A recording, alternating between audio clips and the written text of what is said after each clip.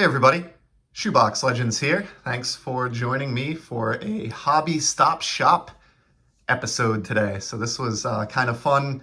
This past weekend, brought my guitar in to the local music store just to get it restrung and cleaned up a little bit. Needed a little bit of TLC, and they told me it was probably going to be about 45 minutes or so before it would be ready. And just so happens that across the way from the music store, there's a small little hole-in-the-wall hobby shop that opened up maybe about a year ago now. I'd been in there once before. I really don't frequent this shop. It's, no offense to the owners or the proprietor of the shop, but it's just, it's not really my kind of place. It's really small, so the selection is limited. They sell a lot of, very expensive unopened wax and marked up blaster boxes, graded football cards, just stuff that I'm not super into. But you know what? I had a little bit of time to kill. Rather than driving back home just to turn around and head right back, I figured I would browse around a little bit and see what I could do. So I got the stack of items that you see in front of you there. So I was obviously able to find, a few things that fit the collection anyway. Did not break the bank, spent a whopping $30 total for everything in today's stack. And thought this would make kind of a fun video. So first and foremost, the wax packs that you saw on top there, was really happy to find in the entryway. They have a shelving unit that has some old kind of worthless junk wax unopened product, and there was a wax box open there of 1990 Topps baseball. My first love, the first baseball packs that I ever opened exactly like these same exact wax packs back in the spring of 1990, hoping to pull, Ken Griffey Jr. and Frank Thomas cards, and just a lot of good memories wrapped up in these, just being my first set.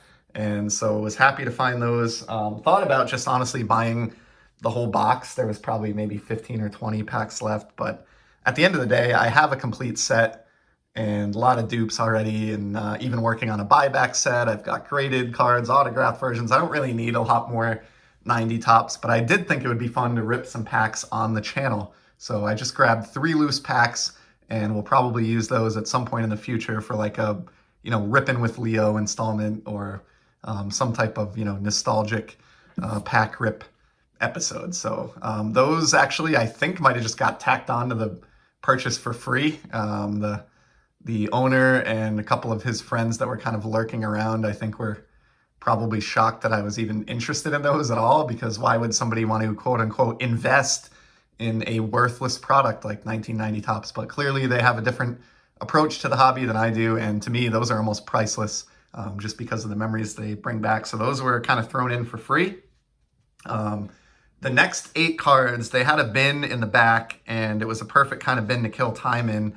It was like a 3-row monster box, and there was a sign on the front that the cards inside were 8 cards for $5. So it was kind of a struggle, to be honest with you, to even find, 8 that I was into, quite honestly, but did manage to find 8. I also, picked out a couple of the 8 that will go out to other collectors. So this is what I pulled from the 8 for $5 box, although again, my whole purchase was kind of discounted a little bit, so I don't think this even cost me $5. But the first one here is just a base 2013 Miguel Cabrera from Topps. And the reason I picked this one up, I am putting together a care package for Lisa Z, who is an awesome supporter of the channel and a diehard Tigers fan and collector. She likely already has this one, just being a base card, but since I needed to round out 8 cards and I was kind of struggling, I thought this was at least a cool photograph and one that I will include in her care package. In fact, by the time this airs, hopefully that card will already be on the way to her, to its destination. Second card is kind of the same thing. This is a Flir Premium, I guess. No idea what this is, but I thought it was kind of a cool shot of Hank Greenberg, who's someone that I don't see on cardboard probably as much as I should. It's a decade of excellence from the 1930s Greenberg card there. So kind of a neat one.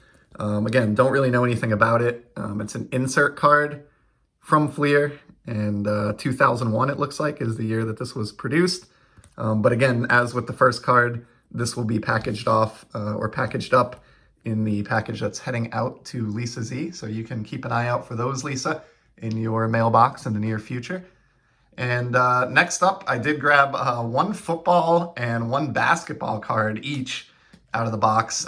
Even though I don't collect those two sports, I am working on a Z folio of each. So looking for 360 unique football and 360 unique basketball cards. And found this one that fit the bill. This Edge FX Jerome Bettis, the bus, with the Rams from Edge 94. Don't know the first thing about this. It's probably not worth anything, but it is acetate. And that is really what sold me on this. Also was a fan of Bettis back in the day. He was a lot of fun to watch, just kind of rumble down the field and smash through groups of defenders. So I thought that acetate card would make a nice addition to the Football Z folio. Next up, we have an Alonzo Mourning rookie. This is the one basketball card that I found. This is from Skybox 92-93. And the reason I grabbed this one, I have the Shaq card, the Shaq rookie from this Skybox set, that matches this one.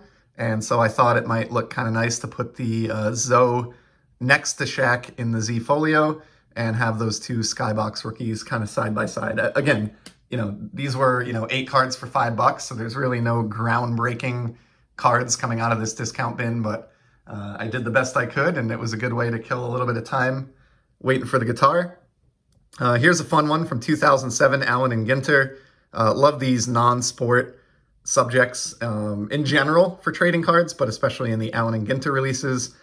This is an early Allen and Ginter card, and features the great Franklin Delano Roosevelt. So it was hard to leave that one behind in the box. Happy to have that for the kind of non-sport PC, even though it is a baseball card. Next up, have just one hockey card. There really wasn't much hockey in the box, and what was in there was definitely not worth the 8 for $5 price tag.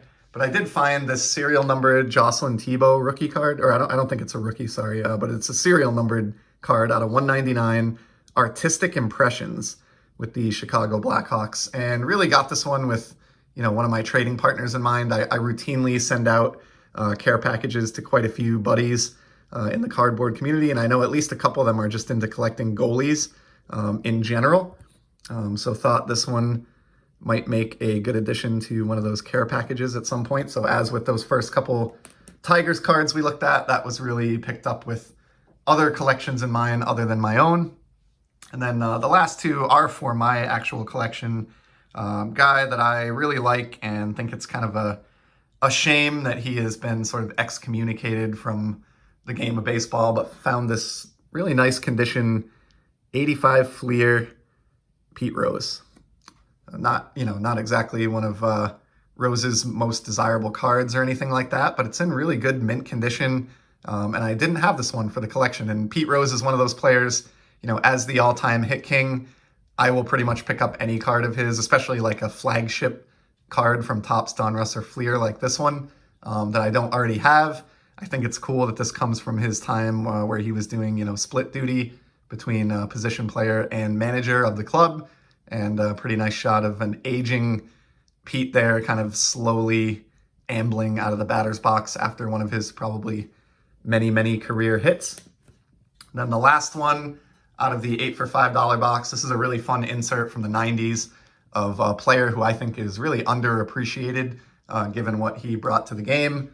From Studio, this is the Platinum insert of Kenny Lofton, Speedster, for those powerhouse Indians teams in the mid-90s with Manny Ramirez and Jim Thome. I used to love watching those teams, and I'm a big fan of these Platinum inserts that were made to look like credit cards back in the day. A little bit of a cheesy, kind of gimmicky concept from the folks at Donruss, but as I've said in other videos recently, I give companies from the 90s credit for at least taking some chances and doing some things that, didn't always work, but were at least a little bit different or creative. I think in the modern baseball, monopoly that Topps has, they've gotten pretty lazy, and they just rely so much on recycling and rehashing their base set designs from the past. And I wish, for better or worse, I wish they would just try some more unique cards like they did back in the 90s. So I was happy to scoop up that Kenny Lofton. And then, there were two sort of bigger cards that I picked up. And again, I didn't pay sticker on these because my whole order was discounted, but I saw this one in the case, almost decided against it, and then just thought this would make a nice addition to a Z folio that I have building. So it caught my eye. This is the Xander Bogaerts Topps Chrome Refractor. And this was in the case listed at $20, which is not a bad price. And especially since I probably paid more like, 15 to 18 when the order was tallied up. The card is off center from left to right. And the owner of this shop is definitely a big investment and grading person, which I get. I love graded cards. He commented that, they probably hadn't sent this off just because it was off center and they didn't think it was worth slabbing for that reason. But the reason I wanted to pick it up, first of all, is a very reasonable price point. And secondly, I have this card in graded format. I have a PSA 9 of this, but I don't think I had a raw version. And so, while I prefer centered cards, if it's a secondary copy to just go in my Xander Z folio, and I already have a nicely centered graded PSA 9, then I don't mind scooping this up. And it was kind of the lone Xander that was in the showcase, and I just kind of felt bad, leaving it behind in the shop, and I needed something to round out my purchase. And so, happily added that one onto the stack. And then the last card here, and we get this one out of the team set bag. This is something that kind of went against my normal collecting interest. So I've mentioned numerous times in the history of the channel that I am not really a fan of relic cards. They don't do a lot for me. I prefer, just shiny cards or rookie cards or autographed cards. A lot of the relics, the white napkins or event used or photo shoot used, they just don't do a lot for me. But in the front of the shop, they had a discount box where all of the cards were 50% off the sticker price. And this particular card had a sticker price of $20, so it was available for $10. I probably paid more like $7 or $8 at the end of the day.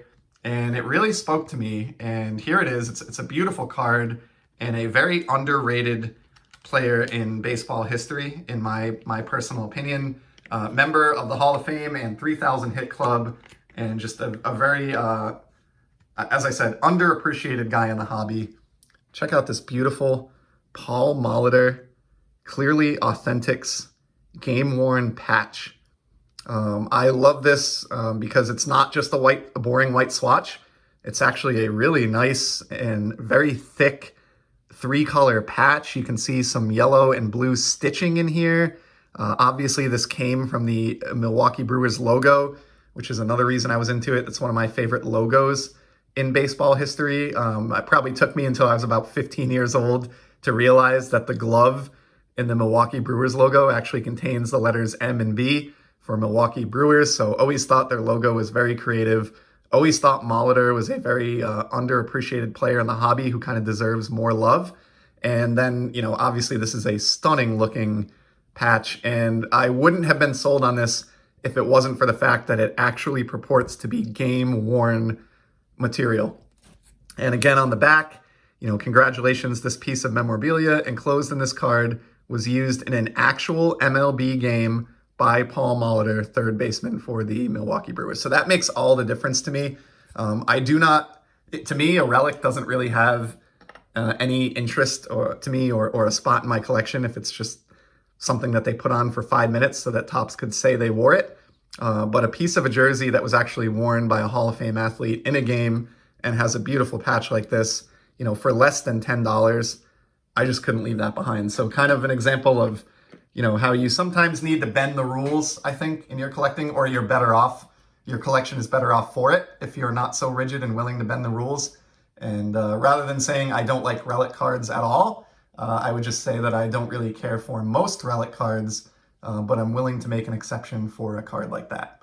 So that's a wrap. That is the entirety of my hobby shop haul. I think I did pretty well there for $30 all in, and really looking forward to diving into those 1990 packs at some point in the future, and sending off a couple of those singles to other collectors that I am friendly with. So I would call that a win, and it was a good way to kill some time while I was waiting to pick up my instrument. And that's all I've got for today. So I really appreciate you sticking with me here for 15 minutes of my hobby shop haul, and I will certainly be back in the very near future with some more sports card content. Until then, take care.